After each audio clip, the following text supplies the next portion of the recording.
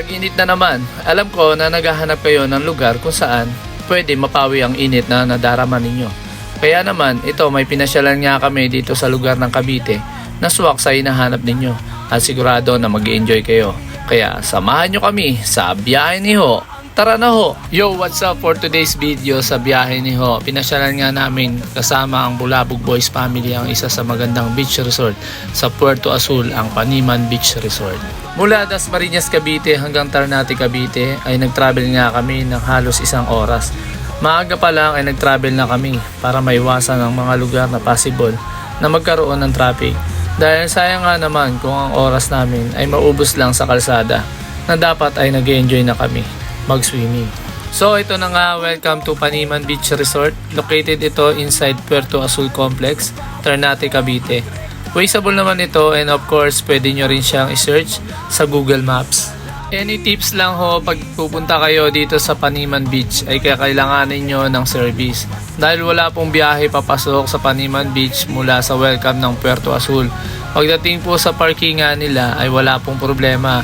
At sa mga nagtatanong naman kung magkano ba ang entrance dito ay ito ho, 300 sa adult, 150 naman sa mga kids.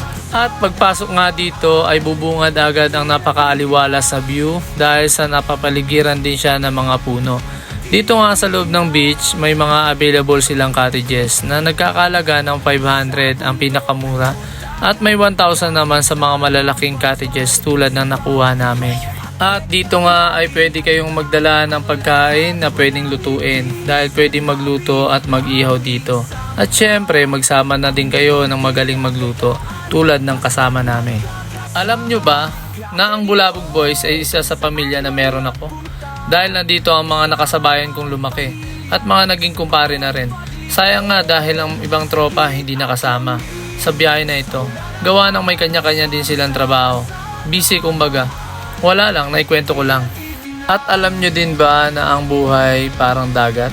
Minsan kalmado, kadalasan maalon. Sabayan mo lang at matuto ka sa agos ng buhay. At sa mga pupunta dito, for sure na mag-i-enjoy kayo. So mag-iingat kayo palagi sa inyong mga biyahe. For more biyahe, just follow us sa Biyahe ni Ho. And don't forget to subscribe sa aming YouTube channel na Biyahe ni Ho.